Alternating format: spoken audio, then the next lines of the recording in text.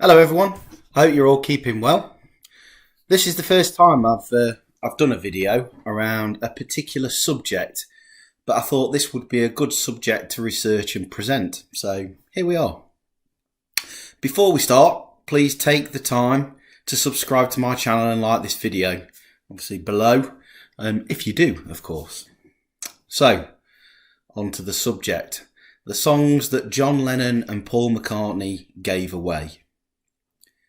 As we all know, John Lennon and Paul McCartney, alongside George Harrison and Ringo Starr, were known as the Beatles.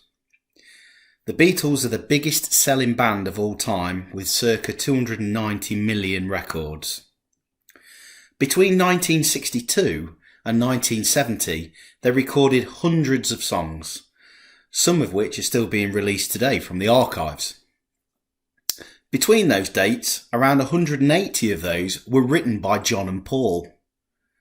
According to the Guinness Book of Records, John Lennon and Paul McCartney are the most successful songwriters of all time, with 23 co-written number one hits. However, not all of those hits are recorded with the Beatles. This video looks at the songs which John Lennon and Paul McCartney wrote during their time with the Beatles between 1962 and 1970, and subsequently gave away to other artists. First off, some context around why John and Paul wrote together. Back in the 1950s, records were extremely hard to come by. And even if you could get hold of them, you would be pushed to be able to afford them. Times were tough back then. When the Beatles first started out, their repertoire was constructed by listening to the radio and borrowing friends' records. Before the days of songbooks and chord charts, to be able to play these songs, you had to spend countless hours learning the structure and the chords for each of the songs. If you didn't know a chord, you would search it out. Paul McCartney recalls in the anthology that he took a bus across Liverpool to find a guy who knew the chord B7. Being the first to learn new material gave artists and bands a new edge over the competition. Paul McCartney recalls in an interview that if the Beatles followed an act in the early days, the likelihood is that some of their material they were due to play in their set would be covered by that act. They therefore either had to do something different with their arrangements or simply repeat what the other band had just done. One such way to differentiate themselves from the other artists and bands was to start to write their own material. Inspired by the likes of Chuck Berry, Fats Domino and Buddy Holly, John and Paul spent hours honing their raw talent. John and Paul had a tremendous work ethic, which is one of the major factors contributing to the Beatles' success. The early Beatles' career is by no means a story where they were handed success on a plate. They had to work extremely hard. It's well documented that the Beatles went to Germany in the early 60s, and it is believed that the long, grueling sets on stage is where they developed their style. The first song released by John and Paul was the Beatles' Love Me Do in 1962. In 1963, they quickly followed this by releasing the singles Please Please Me, From Me to You, She Loves You and I Wanna Hold Your Hand. Alongside this was the Please Please Me album, containing an additional 5 songs written by John and Paul. Also, it should also be noted that each single also contained a B-side, also written by John and Paul. 1963 saw the birth of Beatlemania. Everyone wanted a piece of the Beatles, and new acts coming into the music business were wanting to record John and Paul's songs. As it happens, they had amassed a significant catalogue of songs which the Beatles did not have time to record. The result of this was that they started to offer their music to other artists who were either on the same label or had the same manager, Brian Epstein. Brian Epstein had signed a number of other artists under his management, such as Jerry and the Pacemakers, Cilla Black, and Billy J. Kramer and the Dakotas. Just before the Beatles recorded their second single, Please Please Me, their record producer George Martin offered them a song called How Do You Do It, originally released by Gerry and the Pacemakers, after it had been offered to the Beatles.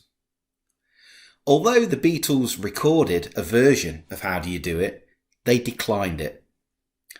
However, that is where John and Paul had an opportune meeting with a guy called Mitch Murray. Mitch Murray was the chap who wrote How Do You Do It? From their conversations, John and Paul understood there was other ways to record your songs. You could get other people to record them and also get paid for doing that through royalties. Between 1963 and 1970, John and Paul gave away a number of songs. In addition, many artists covered songs that were written by John and Paul but were released initially by the Beatles. So, let's have a look at these songs.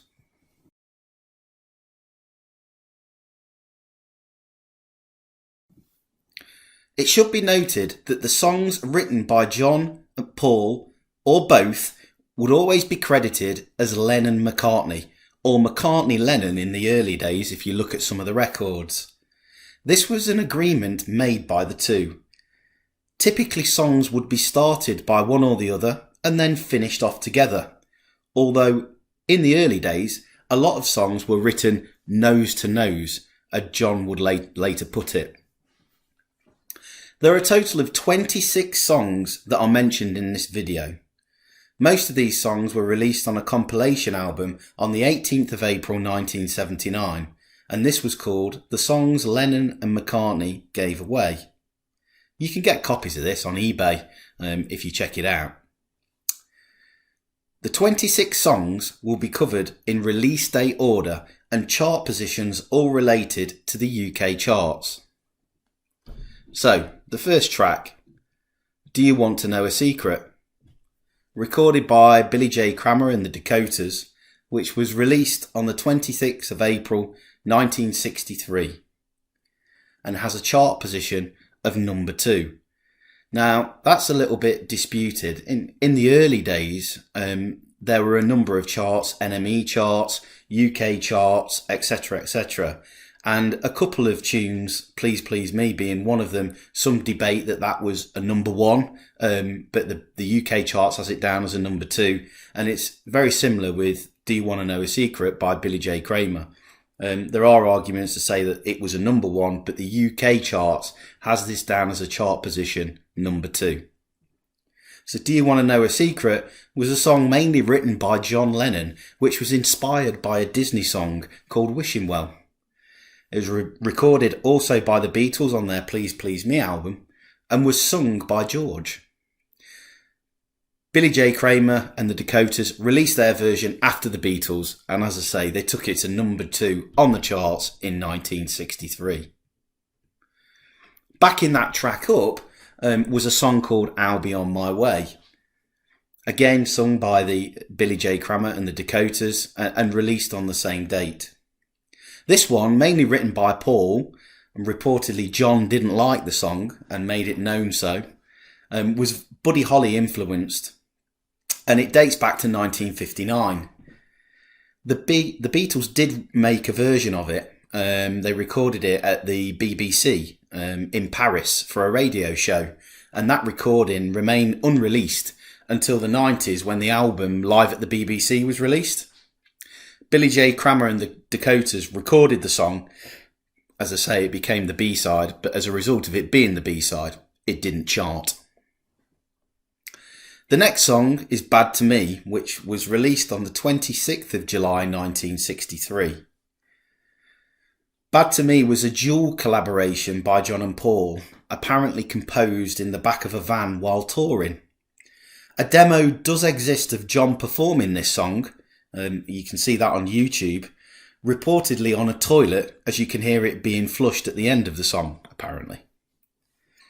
Billy J. Kramer and the Dakotas recorded the song, and it became the first Lennon-McCartney song to go to number 1 that was not performed by the Beatles. And yes, that is through the UK charts. The UK charts does have this registered as a number 1. As a B-side to that, Billy J. Kramer recorded I Call Your Name, again released on the same date as Bad to Me. And this one was predominantly written by John, but it was finished with Paul's help. An early song that predates the formation of the Beatles. In 1963, he gave it to Kramer, who was reportedly dissatisfied with their arrangement, and the fact that Kramer demoted it to the B-side of Bad to Me. As a result of that, John grabbed hold of it and recorded it as part of the Hard Day's Night album, where George Harrison's Rickenbacker 36012 gave it a very distinctive sound. The next track is one called Tip of My Tongue, which was released by Tommy Quickly. That was on the 30th of July 1963. This was a song that was mainly written by Paul, which in his own words he thought wasn't very good. He did mention that to Tommy, but Tommy took it off his hands, released it, but unfortunately the song was a flop and it didn't chart. Apparently the Beatles did try to record this, although no version has ever been released. The next track is Hello Little Girl, which was recorded by a band called The Foremost, and it was released on the 30th of August 1963. It's one of John's earliest songs, written roughly around 1957, and this song was part of the Beatles' repertoire. The song was part of the set list that was recorded at the famous Decca audition on the 1st of January 1962, where they got turned down. You can actually buy that Decca audition. There's plenty of kind of bootleg copies, and a number of songs exist on the anthology number 1. The Foremost recorded the songs, and the Beatles were present in the studio with them. Jerry and the Pacemakers also recorded a version of this, although producer George Martin, who was also the Beatles producer, selected the Foremost version, and it was released as their debut single, which topped the UK charts in 1964. The next track is a track called Love of the Loved, which was recorded by Cilla Black and released on the 27th of September 1963. This was one of Paul's early songs, which again was part of the Beatles' repertoire and was also recorded as part of the famous Decca audition. Paul specifically passed the song to Cilla Black, who recorded her version, which was again produced by George Martin, the Beatles' producer. The highest chart position for that one was 35 at the back end of 1963. Next track is one called I'll Keep You Satisfied, which again is recorded by Billy J. Kramer and the Dakotas. This is a John Lennon song that he passed to Kramer, and it was released in November 63 with a peak position of number 4 on the charts. It was in fact kept off the top spot by the Beatles' She Loves You and You'll Never Walk Alone by Jerry and the Pacemakers. There's irony for you. The next track is quite interesting. It's a track called I Wanna Be Your Man, which, as we know, the Beatles recorded this with Ringo singing the lead vocal, and it was released on the album with the Beatles in 1963. This was composed by both John and Paul, and they actually finished it off in the studio for the Rolling Stones to release. Mick Jagger actually recalls that Lennon and McCartney hustled them to record the song, which they did, and they took it to number 12 on the UK charts. The next track is a track called I'm in Love, and this was released by The Foremost on the 15th of November 1963.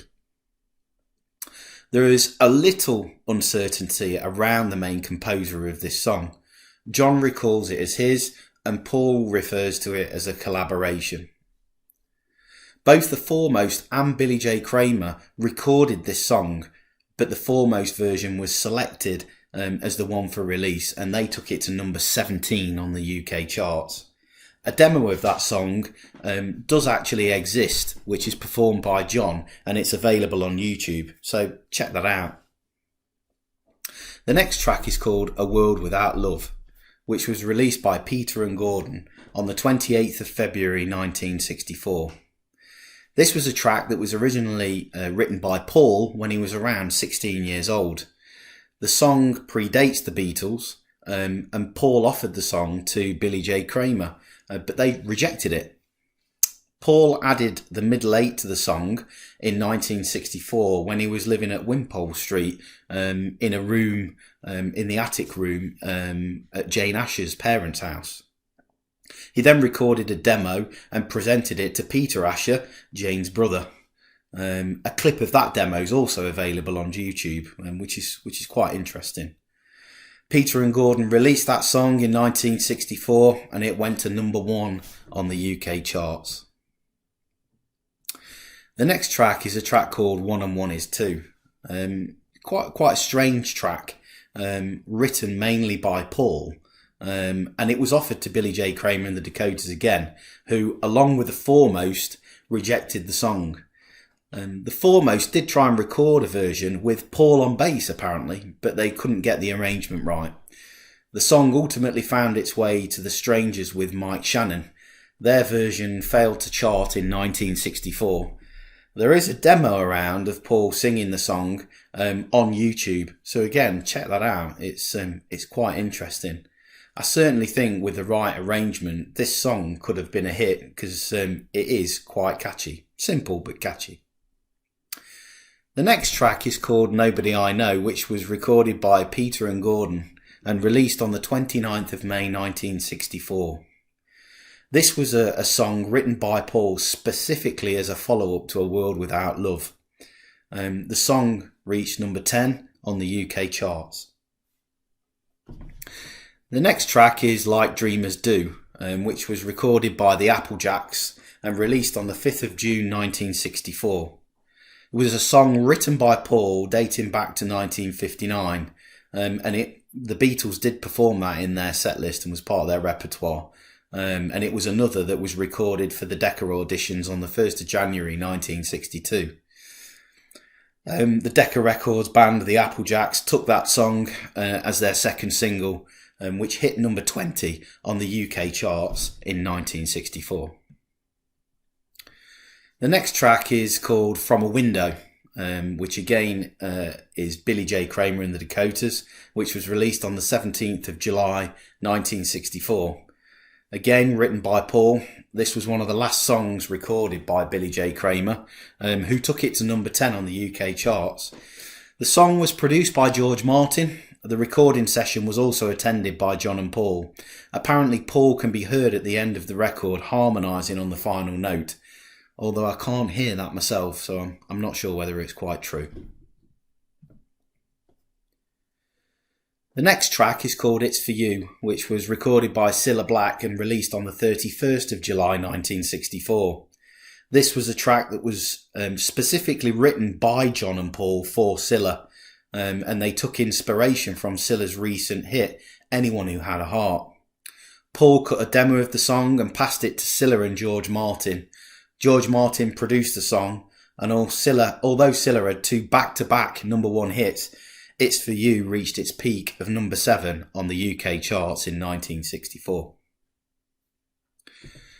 Next track is I Don't Want to See You Again, which was recorded by Peter and Gordon and released on the 9th of September 1964. Again, a track that was mainly written by Paul. This song was recorded by Peter and Gordon, but unfortunately it didn't chart, although it did go to number 16 in the US. The next track was a track that was mainly written by Paul, and that's called That Means a Lot, and it was eventually released by PJ Proby. It was released on the 17th of September 1965. It was attempted by the Beatles during the Help sessions, and you can hear there a couple of versions, I think, exist on Anthology 2. So check that out if you've not heard it. The Beatles, after struggling with it, rejected the song and handed it to PJ Proby via Brian Epstein. PJ Proby then took it to number 30 on the UK charts. The next track is a track called Woman, which was recorded by Peter and Gordon and released on the 11th of February 1966. It was a song mainly written by Paul, and it was released under a pseudonym called Bernard Webb. This was an exercise by Paul to see if removing Lennon and McCartney from the song credits would have any impact on the song's commercial success. Peter and Gordon recorded the song and took it to number 28 on the UK charts, though the identity of Webb had actually been discovered by then. The next track is called Love in the Open Air, and it was recorded by the George Martin Band, and it was released on the 6th of January 1967. This is actually a song that was solely written by Paul McCartney, and it came out as written by Paul McCartney. When the Beatles finished touring in 1966, they all took a well-earned break, and they were absolutely shattered. John spent time making a film with Dick Lester called How I Won the War. George hung out with friends, Ringo holidayed, and Paul agreed to write music for a forthcoming Bolton Brothers film called The Family Way. And the scoring of this was done with the assistance of George Martin. Love in the Open Air was just one of the songs that was composed by McCartney that was released on the soundtrack. The song was released as a single, but unfortunately it didn't chart. The soundtrack, however, did win an Ivor Novello Award, which is great. The next track is called Catcall, and this was released by the Chris Barber Band on the 20th of October 1967. It was actually written by Paul in the early 60s, pre-Beatles. The Beatles did play this in their set, but they actually never made a recording. Paul handed the song to Chris Barber, and he recorded it. McCartney's also present on the recording, but unfortunately it failed to chart. The next track is called Step Inside Love, and was recorded by Cilla Black and released on the 8th of March 1968. Cilla Black actually approached Paul to write a song for a forthcoming TV series called Cilla. Paul obviously obliged. He wrote Step Inside Love and provided a demo of him singing the song while playing the guitar. The song was released in March 1968 and ultimately reached number 8 on the UK charts. The song was used to open each show on the first 4 series of the Cilla TV show. The next track is a strange one. It's called Thingamybob, and it was recorded by the Black Dyke Mills Band, released on the 31st of August 1968. It was written as an instrumental theme tune to the Yorkshire television comedy of the same name. Paul McCartney produced the single, and it was the first single that was actually released on the Beatles' Apple label. Unfortunately, though, it did fail to chart. The next song is a song called Goodbye, which was recorded by Mary Hopkin and released on the 28th of March 1969. This was written by Paul as a follow-up to Mary Hopkin's first hit, Those Were the Days. The song was produced by Paul and released in 1969, where it reached number 2 on the UK charts. Ironically, the song was kept off the top spot by the Beatles' Get Back. The next song is a strangely titled song called Penina, which was composed by Paul while on holiday in Portugal at the Hotel Penina in December 1968. It was recorded by Carlos Mendes and was released on the 18th of July 1969. The song was given to Mendes after inquiries had been made about it, and Paul gave it away to him. Unfortunately, despite the song being relatively catchy, it did fail to chart. And lastly, track number 26 is a track called Come and Get It, which was recorded by Badfinger and was released on the 5th of December 1969. This was written by Paul, and in the summer of 1969 he recorded a decent demo of the song, which can be heard on Anthology 3. The demo is actually really good quality. You could argue that the Beatles could have released that on its own as a single. He gave it away to Badfinger, but McCartney was very, very specific in stating that the song had to be reproduced exactly as the demo on Anthology 3 comes out. Badfinger did have some objections to this. They tried to, change things around, but McCartney was in the production seat and he kept the song exactly as he intended to, and it got to number 4 on the UK charts. So all in all, I think Paul did a pretty good job there, and he was certainly right. So that's all the songs. I'm sure there's more out there. There certainly is more post, obviously, 1970. And while there's other songs that were given away during that period, that's everything that I'm going to cover in this video. Also, in tribute to the songs John and Paul gave away, please keep an eye out for my version of 1 and 1 is 2, which will be posted shortly. I'm having some good fun with that. Lastly, if you have any suggestions on the Beatles for video, please put them in the comments below and I'll see what I can come up with.